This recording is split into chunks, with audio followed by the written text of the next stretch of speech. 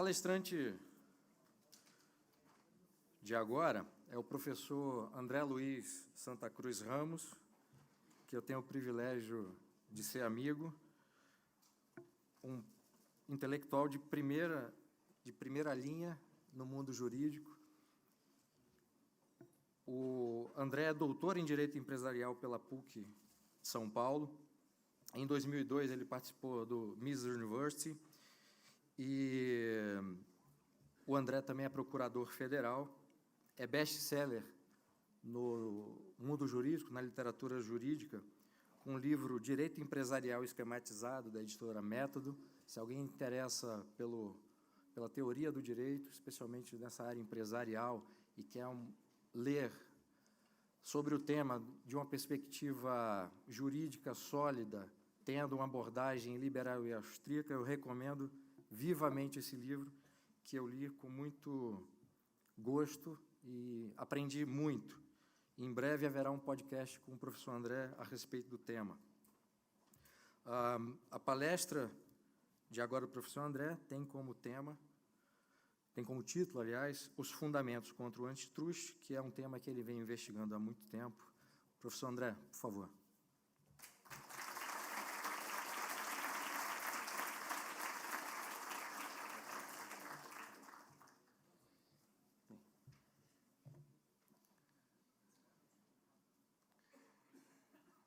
Muito bom dia a todos.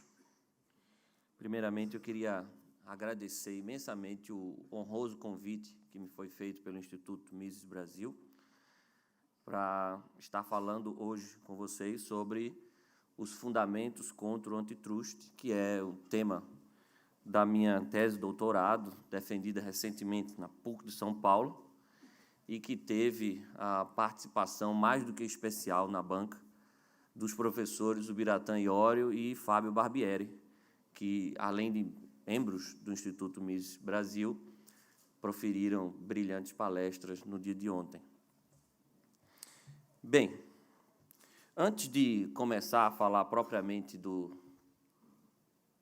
tema, como é que eu passo aqui?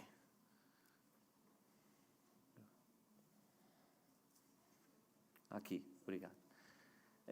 Eu vou falar um pouco da história desse trabalho, porque a história do trabalho se confunde com a história da minha relação com o Instituto Mises Brasil, né? Nós estamos na 4ª conferência do Instituto Mises hoje, e na primeira conferência eu sequer conhecia o Instituto ou sequer tinha lido alguma coisa sobre Mises, né? Na segunda e na terceira estive como participante, como ouvinte, e hoje estou aqui tendo essa honra de poder falar com vocês sobre esse tema. A história desse trabalho se inicia com a minha ida para o doutorado na PUC, que acabou me obrigando a me mudar de Recife para Brasília em virtude da proximidade, né? Eu não teria como cursar o doutorado morando lá em Recife, e resolvi me mudar para Brasília porque tive a oportunidade de trabalhar no CAD, que tem sede lá. E, a partir daí, comecei a ter uma relação extremamente complicada, conflituosa com o direito antitrust, né? Primeiro, fui para trabalhar no CAD com muita empolgação, porque achava que o direito antitrust era uma área do direito mais liberal. Achava que ia para lá defender a livre concorrência, defender a livre iniciativa e, portanto, ter uma atuação que era boa para o mercado, né? Mas isso rapidamente desapareceu, essa minha empolgação inicial rapidamente foi embora. E eu destaquei 2 casos aqui que fizeram com que isso acontecesse.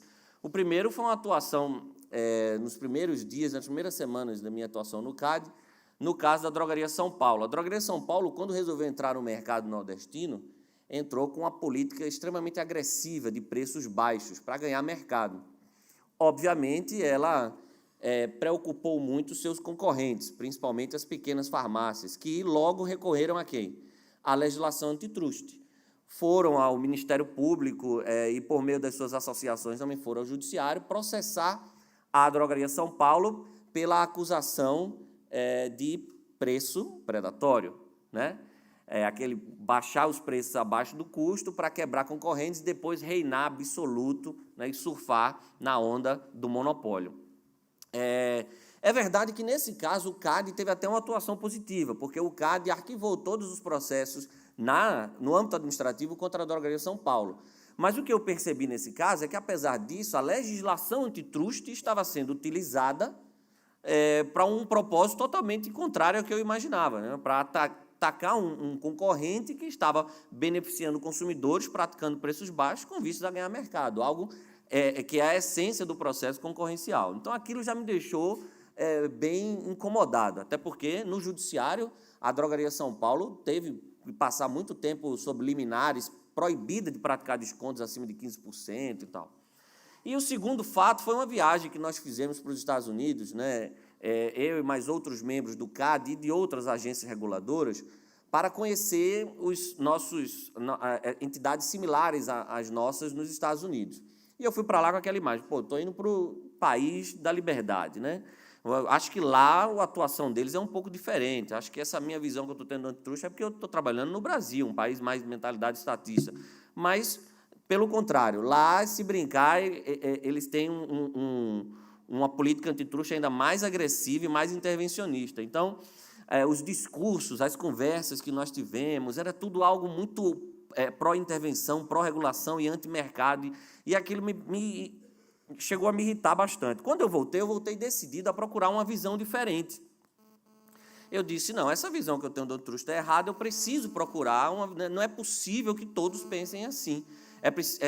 Deve haver uma visão mais liberal sobre o antitruste e eu preciso procurá-la. E foi aí que eu descobri o Instituto Ludwig von Mises, né? Um dia, procurando não foi por causa da Juliana Paz, eu prometo.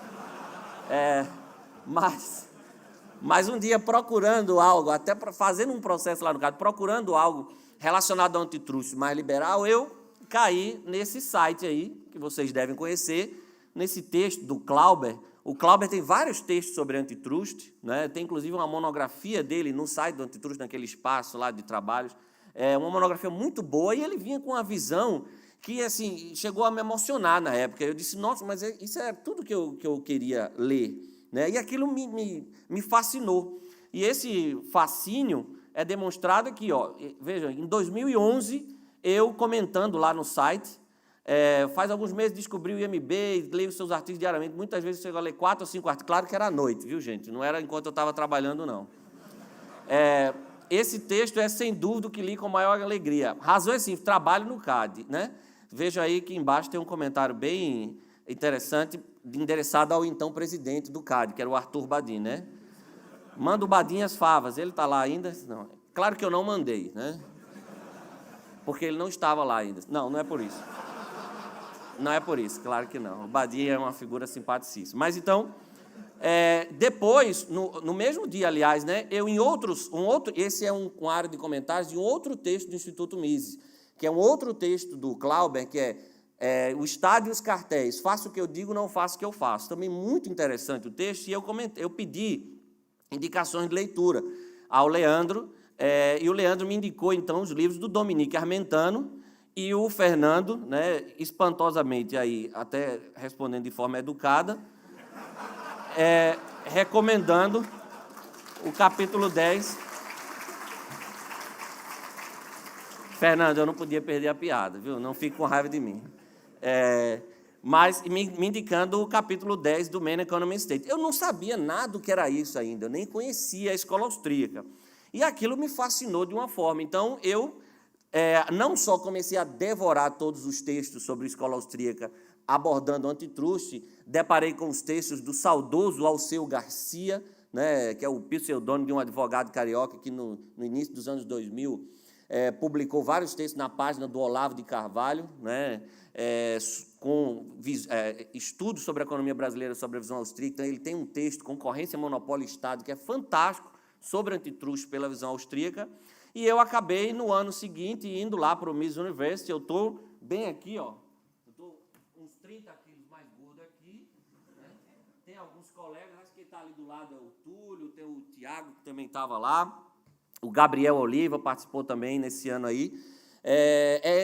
E eu fui para o Miss Universo, lá conheci o professor Thomas de Lorenzo, que é um especialista nessa área do antitruste também, trouxe um bocado de livro e artigo, e mudei a minha tese, que antes era uma tese totalmente diferente, e comecei a escrever esse trabalho, Os Fundamentos contra o Antitruste. Bem, o que é o antitruste, gente? O antitruste é uma área do direito, né? Hoje, no Brasil, é a Lei 2.529, a Lei de 2011, ela mudou uma lei que era da década de 90, que ele tem basicamente 3 funções. Uma função preventiva, que é aquela do controle de estruturas. Empresas, quando fazem fusões, aquisições, né, atos de concentração empresarial, se elas têm um faturamento X lá previsto na lei, elas têm que submeter esses atos à aprovação da autoridade antitruste. No caso do Brasil, é o CAD. O antitruste tem uma função repressiva, né, que aí ele combate, ele instaura processos para apurar se há cartel, preço predatório, abuso de posição dominante, para punir empresas, condenar empresas por essas práticas anticoncorrenciais. E ele tem uma função, digamos, educativa, que é a chamada advocacia da concorrência, é divulgar a cultura da concorrência pelo Brasil. Então, organizar seminários, publicações, intervir em processos judiciais em que essas questões estejam sendo discutidas para ajudar os juízes a decidir pró-concorrência e tal, né? E quem inicia os estudos sobre antitruste geralmente depara com a afirmação de que ele é algo inerente ao liberalismo, porque sempre fica-se com aquela dicotomia socialismo-liberalismo, né? Não se analisa, como a escola austríaca faz, e o professor Fábio Barbieri muito bem explicou num dos seus recentes livros, A Economia do Intervencionismo, não analisam o intervencionismo como um sistema autônomo, né? Um sistema econômico autônomo, que não se confunde nem com o liberalismo, nem com o socialismo. Geralmente se trata o intervencionismo como uma variante do liberalismo, e aí toda vez que alguma coisa dá errado, culpa-se o liberalismo, né? E aí a gente fica naquela espiral intervencionista. Nunca o problema é do intervencionismo em si, mas porque as medidas intervencionistas não foram feitas corretamente, né? Então, um exemplo aqui, ó, de como o antitruste é geralmente associado ao liberalismo é uma passagem do nosso o John Sherman Tupiniquim, que foi o Agamenon Magalhães, que é o grande artífice da primeira lei antitruste, lá décadas atrás, né? E ele diz, ó, a característica da economia liberal é a livre disposição dos meios de produção. Todos os indivíduos participam desses meios, tendo liberdade de iniciativa ou de empresa. A livre concorrência é, portanto, a base da economia liberal. Perfeito. Que é, então, o poder econômico? O poder econômico é o que resulta da posse dos meios de produção. Quando esses meios de produção em certos setores da atividade são dominados por um indivíduo ou um grupo de indivíduos, são dominados por empresa ou por um grupo de empresas, evitando que outros deles também possam dispor a abuso de poder econômico. Que deve, nessa emergência, fazer o Estado, que é liberal, que tem por fundamento econômico a livre concorrência, intervir para suprimir ou evitar suprimir o abuso. Ou seja, vende-se o antitruste como algo essencialmente liberal. Foi com essa visão, inclusive, que eu fui para o CAD inicialmente, né? Mas rapidamente você vê que não é.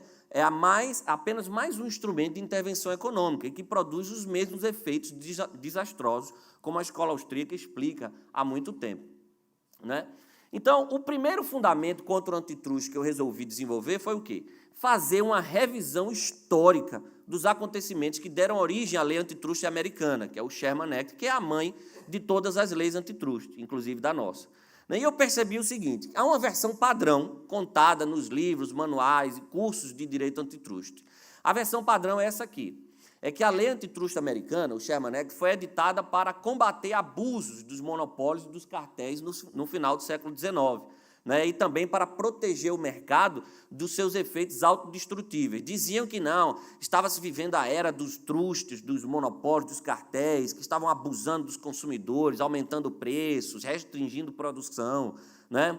Havia o livre mercado estava se autodestruindo, né? As forças do livre mercado deixadas livres estavam mostrando que elas precisam de uma regulação. Isso é o que se vende, né?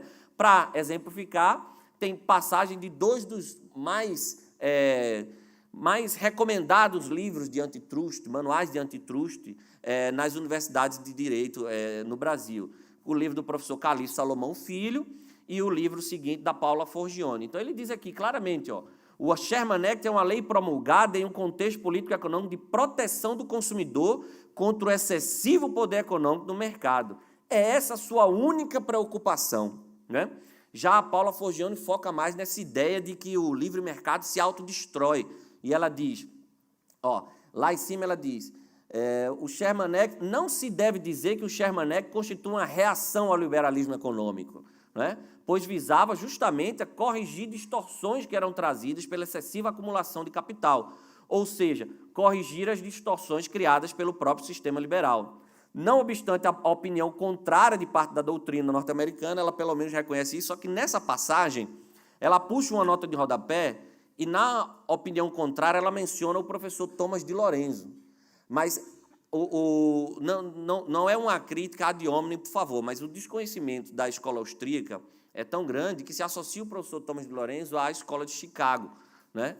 Então, para vocês verem como você vai estudar antitrust, a visão austríaca ela é absolutamente ignorada. É como se não existisse a posição da escola austríaca contrária ao antitrust, né?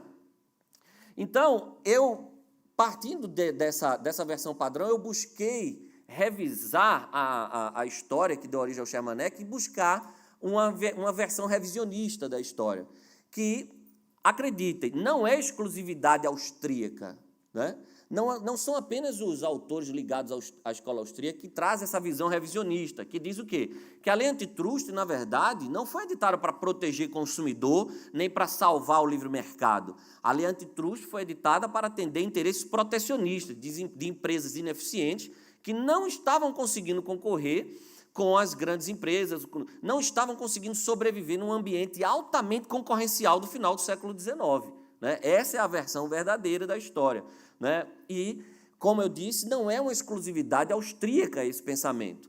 Aliás, olhem só, talvez o autor que melhor explicou essa alta concorrência no final do século XIX foi um escritor socialista, um historiador socialista, Gabriel Coco, nos seus livros Railroads and Regulation e The Triumph of Conservatism. Né? O David Friedman, comentando essas obras, diz: o Coco era um historiador socialista que percebeu o seguinte: naquela época, o que motivou a edição das leis antitrust não foi a existência de monopólio, mas a total ausência deles, né? Havia um ambiente concorrencial fortíssimo e o que houve foi pressão política, pressão protecionista para editar leis que protegessem os ineficientes.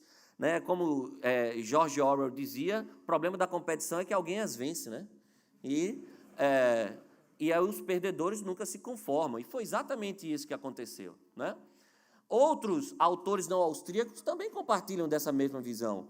Né? Esse estudo do Thomas Hazlitt, ele analisa toda a história legislativa, inclusive os debates dos parlamentares, e ele diz assim, que a maioria das partes dos debates sobre o Sherman Act eram absolutamente anticonsumidor e pró-protecionismo, pró-empresas, pequenas empresas, né? Falava-se muito no bom americano, no americano honesto, trabalhador, aqueles pequenos empresários que estavam sendo desalojados porque não estavam conseguindo concorrer num ambiente que estava vivenciando muita inovação, muita baixa de preços agressivas. Os Estados Unidos estavam mudando sua paisagem, deixando de ser um país mais rural para um país mais industrializado. Né? Então, nesse texto, o professor Thomas Hazlitt fala o seguinte: a principal anomalia da legislação antitrust norte-americana é que, se eliminar as distorções monopolísticas era o seu objetivo, o final dos anos 1800 e início do século XX parece ser um momento estranho para tal preocupação.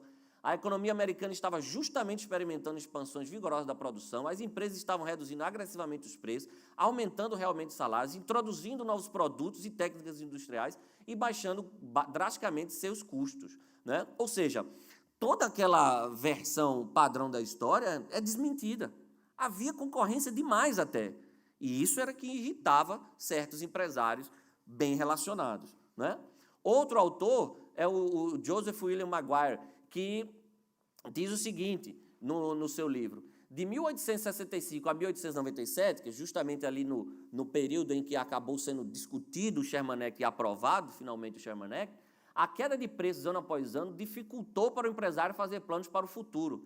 Em muitas áreas, as novas ligações ferroviárias resultaram em nacionalização do mercado ao leste do Mississippi e mesmo pequenos negócios em pequenas cidades foram forçados a competir com outras empresas geralmente maiores e localizadas longe dali.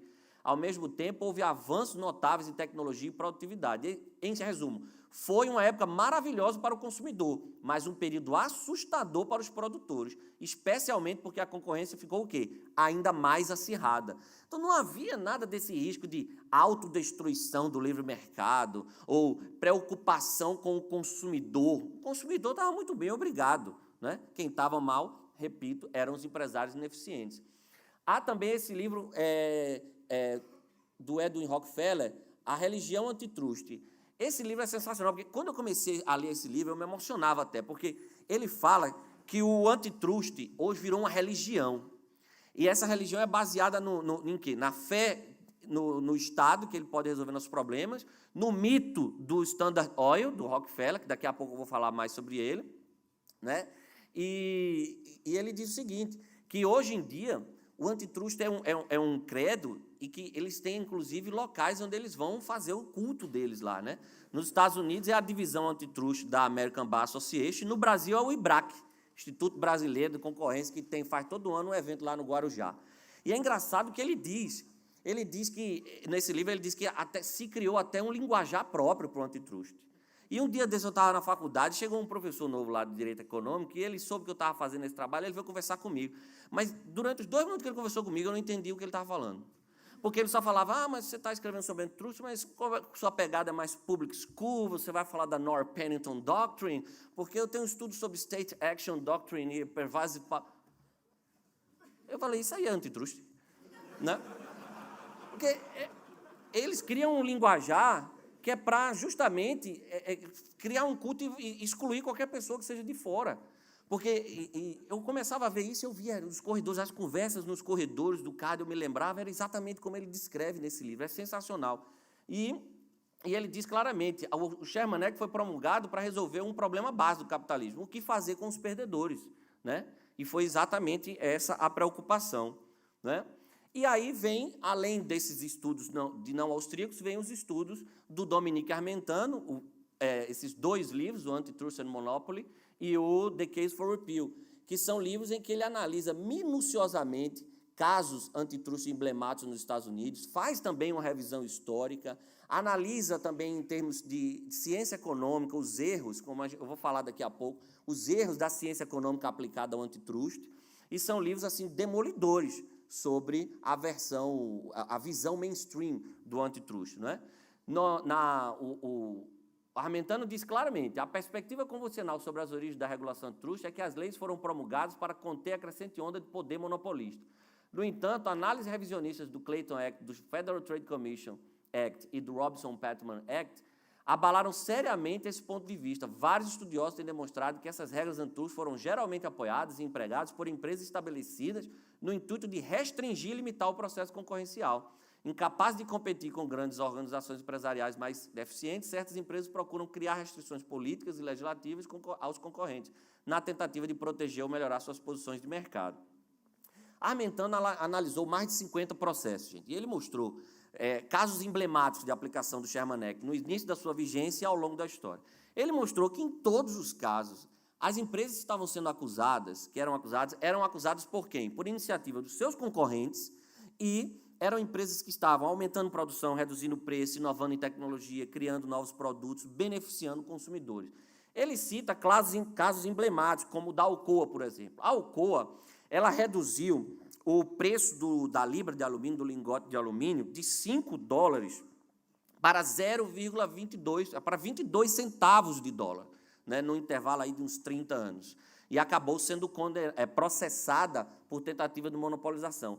O juiz, na primeira instância, absolveu a Alcoa, dizendo que o quê? Dizendo que a Alcoa está sendo eficiente, a Alcoa integrou sua logística, a Alcoa melhorou os produtos, a Alcoa inovou tecnologicamente e absolveu. Em segunda instância, apesar de o tribunal ter reconhecido todas as alegações do juiz Caffey, condenou a Alcoa, mesmo reconhecendo os benefícios que ela tinha trazido para os consumidores. O caso da Standard Oil também é sintomático.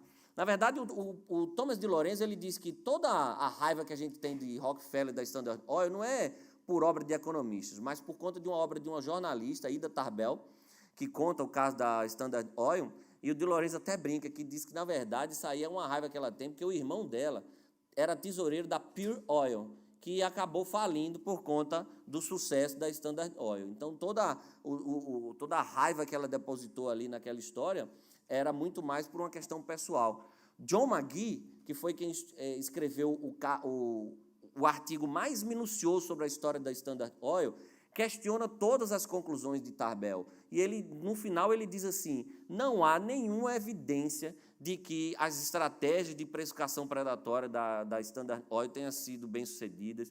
Não há nenhuma evidência histórica que comprove as acusações contra ela. Na verdade, Rockefeller baixou também o preço do barril de petróleo de 30 centavos para 6 centavos de dólar no período. E quando ele foi acusado, a Standard Oil competia com mais de 100 empresas, né? Era um mercado extremamente concorrencial. Na verdade, era tudo pressão de concorrentes insatisfeitos com o sucesso do seu. E a história se repete. A história se repete, basta você saber qual é a empresa hoje no mundo mais atacada pelas autoridades antitruste. O Google. No Brasil, o Google está sofrendo 3 processos antitruste no CAD. Iniciados por quem? Bondfar, Buscapé e Bing. As acusações são risíveis. Uma das acusações contra o Google é de que ele privilegia o Google Shopping quando você faz pesquisa de preço. É o mesmo que você chegar no McDonald's e querer que ele lhe ofereça o Burger King.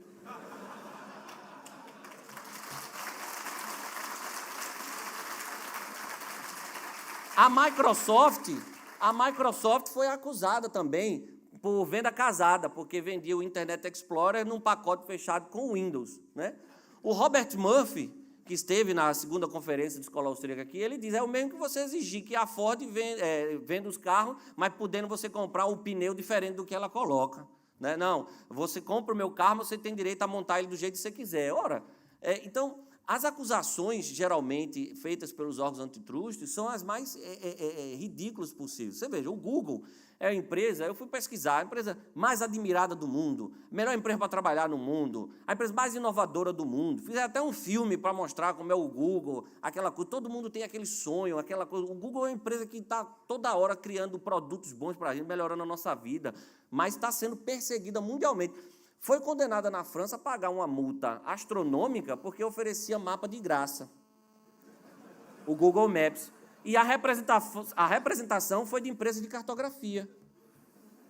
Isso tudo é verdade. Então, assim, você vê na história como isso sempre acontece. Se você quer ficar longe de processos antitruste, nunca seja líder de mercado. A Amazon acabou de chegar no Brasil, no mercado de livros impressos, né? Já está o pessoal se organizando, a associação de livrarias, com não sei o quê, para fazer alguma coisa. Um amigo meu, que é advogado na área antitruste, ele disse, André, todo mês eu me reúno com meus clientes e eles dizem, o que é que a gente pode fazer no CAD lá contra essa empresa concorrente da gente? É estratégia hoje de atuação empresarial usar o CAD contra empresas concorrentes, né? E aí você vê, os estudos de Thomas de Lorenzo também, ele tem vários estudos, alguns dele e outros em parceria com o Jack Haig e o Donald Boudreau. Ele disse o seguinte, ele mostrou, nesses estudos ele mostra, os economistas da época não apoiaram o Sherman Act. Eles tinham a mesma visão que a escola austríaca tem do processo concorrencial, como algo dinâmico. Eles não viam problema nenhum no período de fusões do final do século XIX. Ele mostra que as empresas acusadas de monopolização estavam aumentando a produção e baixando o preço. Ele tem dados, por exemplo, que ele diz que a economia americana, nos 10 anos anteriores ao Sherman Act, aumentou a produção em 24%. Os setores das empresas acusadas de monopolização aumentaram em 175%.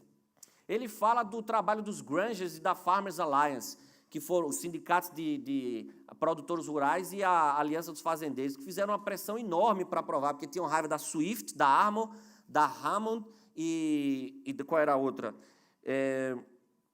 que eram o Big Four, o Beef Trust, Swift, Armour, Morris e Hammond, que criaram aqueles frigoríficos em vagões, tudo, e estavam conseguindo baixar preço e tomar mercado de todo mundo, e isso irritou muito os produtores rurais e os grandes, eles eram muito influentes na época, né? De Lorenzo também fala que criou-se uma era do medo do antitruste na época. A GM, por exemplo, teve um CEO deles lá na década de 50, parece 60, que disse que eu não quero passar de tanto de market share, de poder de mercado, que eu não quero problema com a divisão antitruste do DOJ nem com o FTC. E isso acabou contribuindo para que a GM tivesse problema no futuro, porque criou-se uma era de medo, todo mundo tinha medo do processo antitruste. Se você fosse bom, você ia ser atacado por um processo antitruste, né? O John Sherman também, revisando a biografia do John Sherman, não foi nunca um liberal, era um protecionista inveterado, patrocinou vários projetos de lei protecionistas, como o McKinley Act, né? No estudo das cartas dele, o Werner Strosken diz: quando as ações legislativas de Sherman são consideradas à luz de suas cartas e de outras fontes históricas aqui consideradas, suas ações são inconsistentes com a ideia de que ele queria promover a concorrência e preços mais baixos. Era um protecionista, sempre foi, né? Então, só para voltar aqui, o primeiro fundamento é a revisão histórica do Sherman Act. É tudo mentira o que se conta sobre a edição do Sherman Act. A versão padrão. A versão real é que a economia americana ia muito bem obrigada, a concorrência era vigorosa, os consumidores estavam sendo beneficiados por queda de preço e aumento de produção. O segundo fundamento, aí a gente já vai mais, aí é mais uma exclusividade austríaca, digamos, né? Ou pelo menos um resgate austríaco do conceito de concorrência e monopólio que sempre foi adotado anteriormente pelos clássicos, né? O antitruste, o problema do antitruste maior também é que ele considera concorrência e monopólio, ele tem conceitos de concorrência e monopólio absolutamente equivocados. Usa-se o famoso modelo de concorrência perfeita para analisar os mercados reais, né? Aquele modelo estático em que há uma homogeneidade de produtos e serviços, há uma quantidade indefinida de concorrentes, consumidores e empresários têm todas as informações necessárias, não há inovação tecnológica, não há publicidade, marketing, né? Ou seja, é uma fotografia, como o professor De Soto diz, é o mesmo que você pegar um mercado, fazer um filme e parar. Aí você para na foto, se você vê, e tem um mercado com essas características, aquilo é o modelo de concorrência perfeita. É óbvio que essas características são irreais. O mercado real nunca vai apresentar as características de um modelo de concorrência perfeita. Então, isso é excelente para os intervencionistas do antitruste, porque quando o mercado real não apresenta aquelas características, o que é que eles dizem? Há uma falha de mercado. Então, nós precisamos interferir para guiar a economia para aquele modelo de concorrência perfeita. Já o conceito de monopólio que o antitruste usa, qual é? Se confunde monopólio com poder de mercado, com alta concentração. Uma empresa que tem muito poder de mercado, muita concentração no mercado é um monopólio. Forem duas empresas, duopólio, forem poucas, oligopólio. E se elas têm esse poder de mercado, elas têm condições de praticar atos que prejudicam o ambiente concorrencial, né? Uma coisa, essa nunca foi a opinião dos economistas na época do Sherman Act. Nunca foi. O professor de Lorenzo, nos estudos dele, mostra, né, ele cita esse estudo do Sanford Gordon, que mostra que a grande maioria dos economistas admitia que o movimento de fusões era de se esperar, que os custos fixos elevados tornavam as grandes empresas economicamente viáveis, que a concorrência nessas novas circunstâncias frequentemente resultou em competição predatória, que não é preço predatório, é competição predatória, que falências, enquanto uns crescem, outros quebram e tal, isso era normal. Ou seja, não havia uma preocupação que a concorrência estava em declínio, que o livre mercado estava se autodestruindo, né? Na verdade, o antitruste, como gerou muito dinheiro para os advogados e economistas nessa área, fez com que eles criassem teorias para sustentar o antitruste, né? E hoje realmente dá muito dinheiro. O Yale Brosen também tem o estudo dele sobre monopólio, que ele diz, Adam Smith, quando ele escreveu A Riqueza das Nações, ninguém achava que monopólio era algo que surgia no livre mercado. Monopólio sempre foi resultado do poder governamental, concessão de privilégios. Tanto que na Inglaterra lá teve aquela briga toda até ser editado o Statute of Monopolies na Inglaterra. E a concessão de monopólios para as guildas foi também o que irritou muito a colônia americana, e eles começaram a reclamar muito dos monopólios concedidos aos ingleses, né? Então, monopólio sempre foi considerado a ação do governo. Nunca foi algo que nasce do livre mercado, empresas eficientes que ganham poder de mercado, isso era considerado monopólio. Isso é uma invenção do antitruste também, né? Então, o Eric Daniels também mostra isso. Mostra que nos Estados Unidos sempre o pessoal sempre se preocupou com os monopólios concedidos pelo governo. Tanto que muitas constituições estaduais americanas criaram restrições específicas, proibindo os governos de conceder monopólios locais. Essa sempre foi a ideia de monopólio, não a coisa de que o livre mercado gera monopólio, né? Então, a escola austríaca, ao contrário do mainstream, ela não vê a concorrência como uma situação estática, como um modelo ideal que você deve perseguir, em que ninguém interfere em nada, em que todo mundo sabe tudo, né, em que os preços são homogêneos, os produtos... Isso não existe. A concorrência é vista como um processo dinâmico e incerto de rivalidade e descoberta constantes. Os empresários eles estão sempre num processo de emulação, né, buscando oportunidades, buscando alternativas antes dos demais para conseguir lucrar. E guiados sempre pela preferência dos consumidores, né? Essa é a visão de concorrência que a escola austríaca tem, né? E baseados principalmente nos famosos ensaios de Hayek, né? The Meaning of Competition, que está no seu livro O Individualismo e a Ordem Econômica, e a concorrência como um processo de descoberta, né? É impressionante como o tempo passa rápido aqui, meu Deus do céu. Estou nervoso já. Então, os estudos de Hayek mostram essa visão de concorrência. Ele diz, gente, partindo do conceito correto de concorrência, a concorrência perfeita, ela não tem nada de concorrência. Na verdade, ela é a ausência de concorrência. Agir concorrencialmente é fazer tudo o que o modelo de concorrência perfeita não é, né? E é por isso que tem também esse texto do George Wiesmann, The Platonic Competition, em que ele diz a mesma coisa que Hayek, né? Agir concorrencialmente é agir fora do modelo de concorrência perfeita. Então, é absurdo você julgar mercados reais com base no modelo imaginário que prevê uma situação estática que nunca vai acontecer na prática, né? Então, os austríacos também questionam o conceito de monopólio dado pelo antitrust. Monopólio não é o fato de uma empresa ter adquirido muito poder de mercado, autoconcentração. Monopólio só existe quando há barreiras legais à entrada, né? E aí, nesses casos, sim, o empresário, ou um grupo de empresários, ou dois empresários, duopólio, monopólio, oligopólio, pode abusar de sua posição tranquilamente, que os consumidores ficarão reféns, porque eles ficaram sem a proteção da concorrência potencial, né? Ou seja, você vê o caso de Rockefeller mesmo. Não há dúvida de que Rockefeller tentava praticar preços predatórios, tentava comprar seus concorrentes, mas fracassava sempre. Por quê? Por causa da concorrência potencial. Teve um concorrente de Rockefeller que ficou rico vendendo 3 refinarias para ele. Rockefeller comprava a refinaria dele, ele saía. E quando Rockefeller aumentava os preços, ele ia abrir outra. Aí Rockefeller comprava de novo. Aí ele pegava e abria outra. Aí ele comprava de novo. David Friedman conta essa história. Teve funcionário de Rockefeller que via quando ele estava aumentando o preço, o cara dizia, eu vou sair e abrir minha empresa. Abria e ganhava dinheiro, né?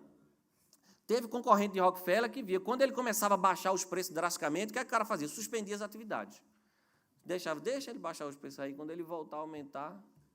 Aí, quando Rockefeller aumentava os preços, eles retornavam. Então, assim, quando você tem um ambiente sem barreiras legais à entrada, alta concentração só surge como? Por meio de eficiência. E uma empresa só consegue manter sua eficiência se ela só consegue manter sua alta concentração no mercado, seu poder de mercado, se continuar sendo eficiente, né? Então, não há sentido nenhum, como dizem os austríacos, em você controlar previamente atos de concentração empresarial, dizer se uma fusão pode ou não pode acontecer. Afinal, descobrir o tamanho ótimo de uma empresa é algo que depende essencialmente de quê? Do sistema de lucros e prejuízos. Às vezes, uma fusão pode se mostrar errada, é verdade, mas o mercado precisa disso. O mercado precisa desses erros. O Sanford Ikeda tem um texto em que ele diz isso. O mercado é muito mais importante não pelas soluções que ele cria, mas pelos problemas que ele cria. O mercado precisa dessas ineficiências para se autocorrigir. Então, até buscar sempre um ideal de perfeição é uma burrice, porque você vai estar impedindo o mercado de produzir seus erros e descobrir como corrigi-los. Então, o processo concorrencial é um processo de rivalidade e competição constante que vai produzir erros, vai. Agora, outra coisa que o Peter Klein diz também, como é que você vai garantir que os erros dos burocratas não serão piores ainda do que os erros dos empresários? Na verdade, ele diz que tem como você garantir o contrário, Por que é que a gente deve preferir os erros empresariais aos erros dos burocratas? Porque os erros empresariais são punidos, e são punidos rapidamente, com falências, com prejuízos. Os erros com demissões, os erros dos burocratas, não. Né? Você pega o exemplo do CAD, que julgou a Nestlé Garoto e proibiu a fusão Nestlé Garoto. Felizmente, eles entraram na justiça e conseguiram. Mas foi bom isso, por quê? Porque a fusão acabou acontecendo por decisão judicial e nada do que o CAD previu aconteceu. A Garoto, nesse período, aumentou 40% de sua produção, contratou 500 funcionários, criou novos produtos, né? E outra, mostrando que o mercado é um processo de descoberta constante e rivalidade, surgiram novos players, como as chocolaterias de shopping center, Cacau Show, Copenhagen. Nada disso que estava previsto lá quando se analisou o caso do Nestlé Garoto.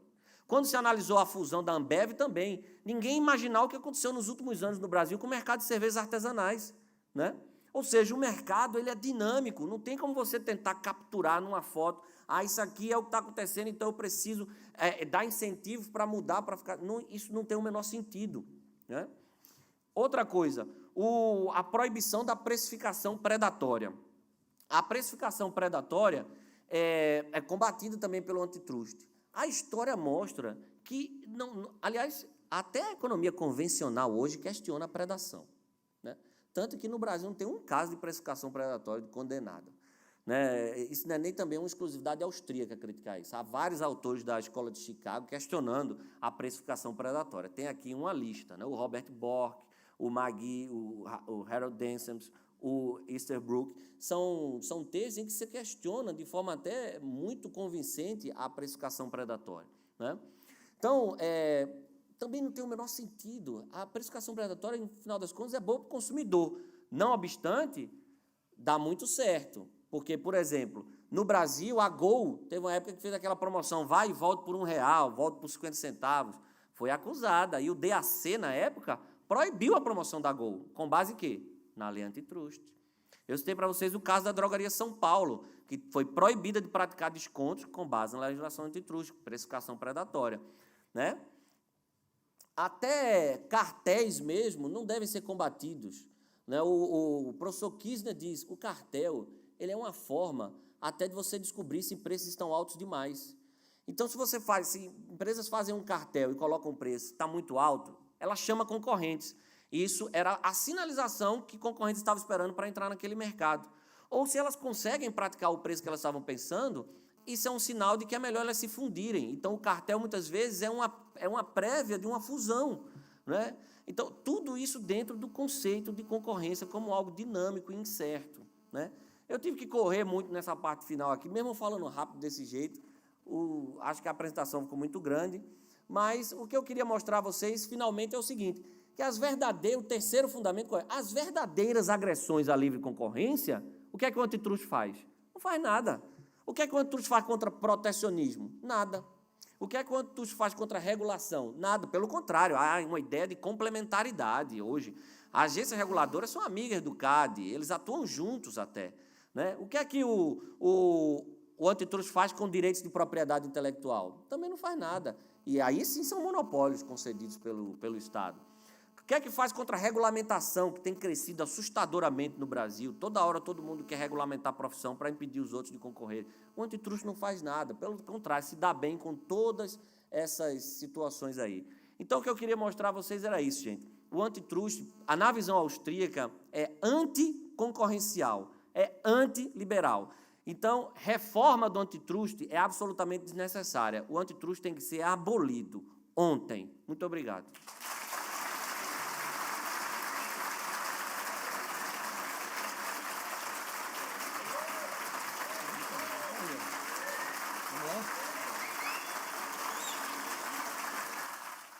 E eu esqueci de fazer minha piada com o raio privatizador, rapaz.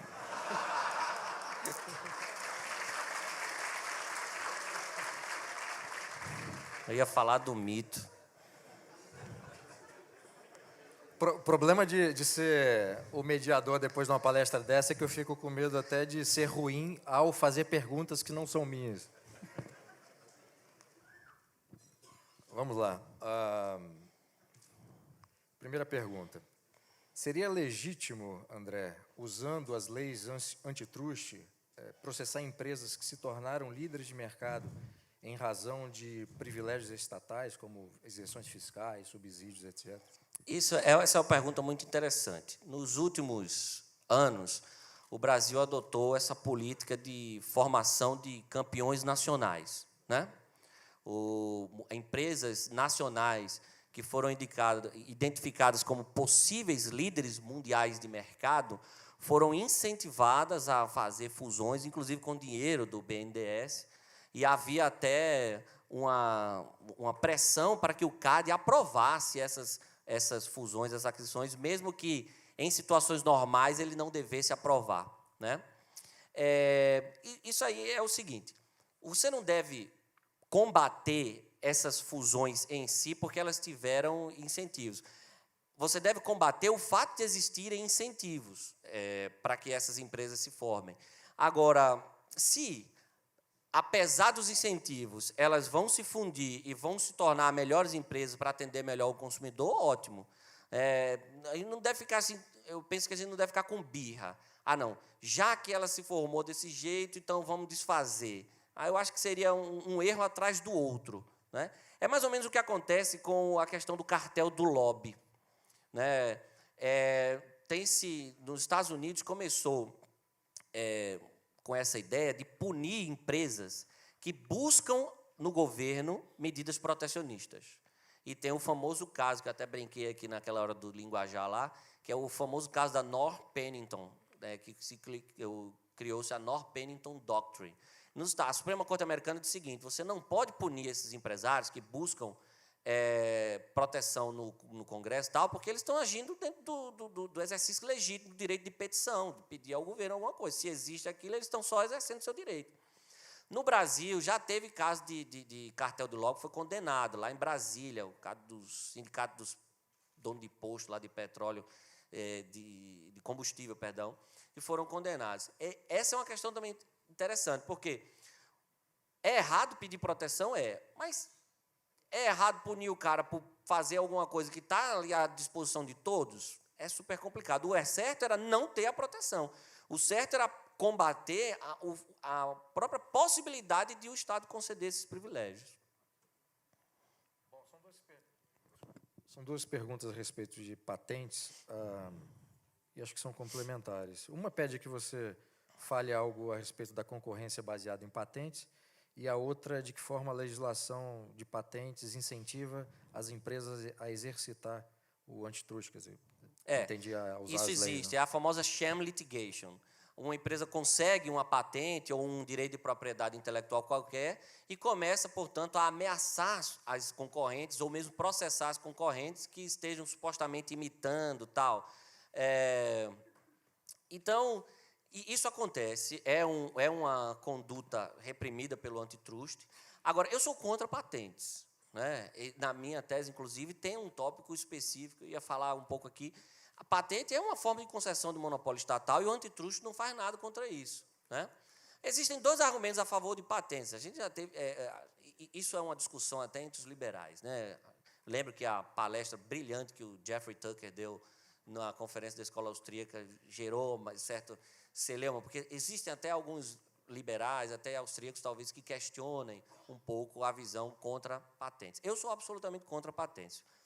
Eu acho que existem dois argumentos a favor de patentes. O argumento, digamos, moral, né, que aquilo é propriedade como qualquer outra e, portanto, tem que ser protegida. Esse argumento é muito fraco. Ele foi muito bem combatido pelo Kinsella no seu livro. Agora, tem um argumento mais forte, que é o argumento utilitário, pragmático. Diz assim: patente incentiva. Se não tivesse patente, ninguém ia se preocupar em inovar, ia ter uma queda na inovação. Quem me ajudou a quebrar esse mito na minha cabeça foi o professor Fábio Barbieri. Uma vez a gente conversando lá em Petrópolis, ele falou: André, você tem que ler o livro do Levine Bouldering, né? Against the Intellectual Monopoly. E é sensacional o livro. E eles vão nesse argumento pragmático. Eles dizem: patente não ajuda em nada a inovação, pelo contrário, ela atrasa a inovação. Eles mostram com casos históricos, mostram casos recentes. Eles citam, por exemplo, o caso da indústria pornográfica, que é uma indústria que não usa patentes, não usa a proteção de direitos autorais, tudo, até por uma questão, talvez, de receio, que é uma atividade. E é uma indústria que a destruição criativa acontece assim absurdamente. Tem até um caso engraçado, eu estava falando isso uma vez na aula, aí eu disse assim, então você vê todas essas técnicas de streaming, a nossa palestra está sendo transmitida, né, de streaming ao vivo, tudo, isso tudo surgiu na indústria pornográfica. As técnicas de propaganda de pop-up, aquela coisa de abrir e tal, foi criada na indústria pornográfica. Aí quando eu estava dizendo isso, aí um aluno pegou na minha e falou, é mesmo, abre tudo assim. Aí todo mundo... Foi muito engraçado. Mas é uma coisa interessantíssima. Aí você tem também tem um estudo brasileiro, quem me indicou foi meu amigo Tiago, que tem mestrado em propriedade intelectual na Universidade de Edimburgo, e ele falou, André, lê um texto, depois vocês procuram na internet, chama Tecnobrega, o Pará reinventando o negócio da música. Não são autores austríacos, não são nem autores liberais, mas eles mostram como, no Pará, a ausência de direitos autorais faz com que esse mercado da música brega lá seja extremamente criativa e tenha criado novos modelos de negócio e tenha permitido amplas novas oportunidades. Então, assim, e tem outro estudo de 2 autores de Harvard que mostram como o surgimento do file sharing, na verdade, melhorou, aumentou a inovação. Então, essa ideia de patente ajudar para a inovação, isso é uma falácia muito grande. Você acredita que há algum caso válido para que o antitruste seja... Então, eu abordo isso na minha tese. O último capítulo é sobre a advocacia da concorrência, né? A famosa Competition Advocacy, que é aquela função educativa do antitruste. O antitruste tem que trabalhar como um divulgador da concorrência, né? Tem que explicar para o povo, explicar para as autoridades governamentais, tem que questionar medidas anticoncorrenciais que estejam sendo tomadas.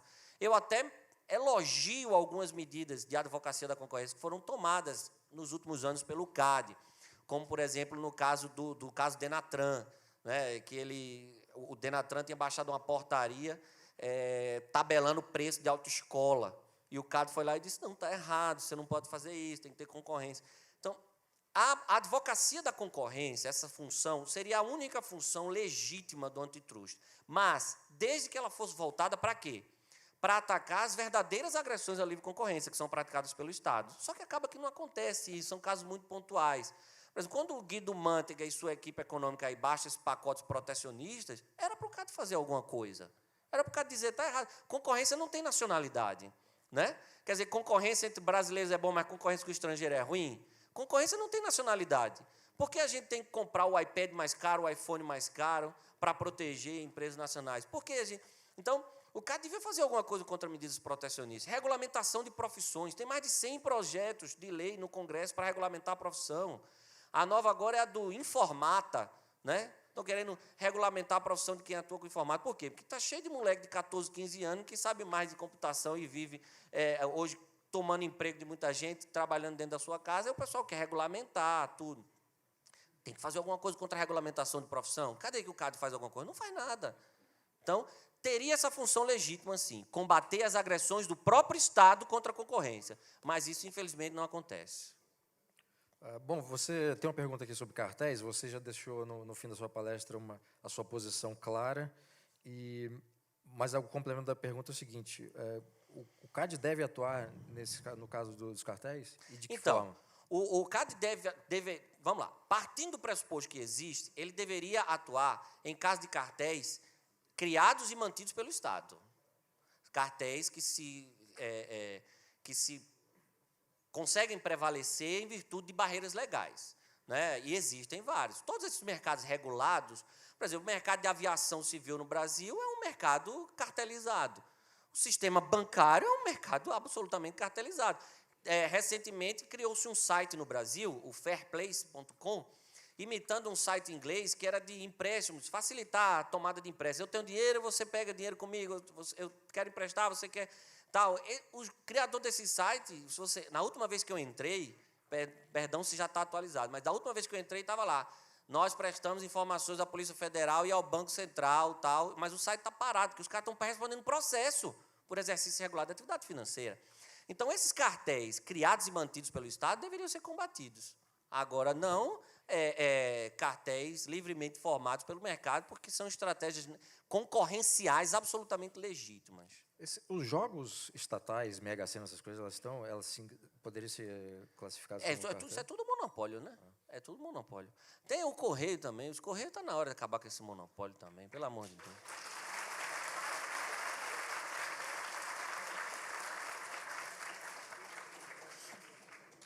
Sabe que tem uma coisa interessante? Eu fico sempre impressionado. Quer dizer, no dia a dia, você conversando com as pessoas, o brasileiro médio, o grupo no qual eu me incluo, tem uma péssima apreciação a respeito dos políticos, o índice de confiança é muito baixo, sem contar os palavrões e insultos.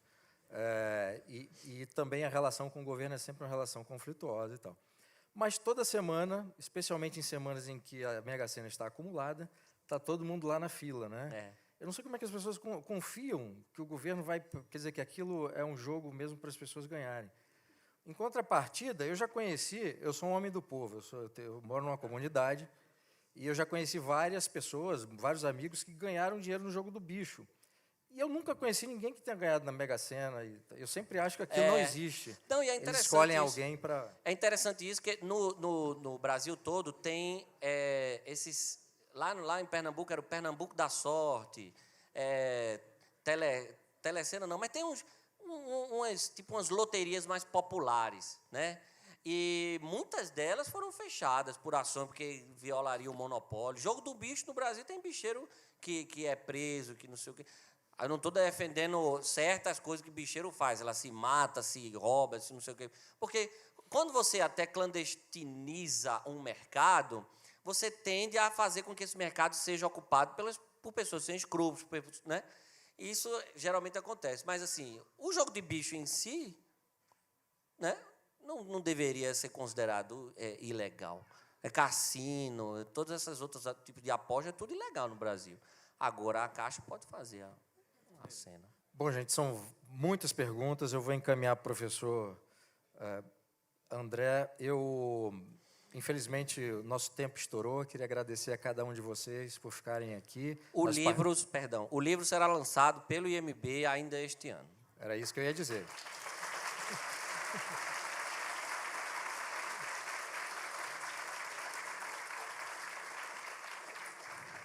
Então, bom, queria agradecer, André, pela excelente palestra. Quer dizer, você consegue fazer uma coisa aparentemente árida como antitruste, parecia um assunto realmente emocionante. Obrigado pela palestra e até depois do almoço. Eu que agradeço.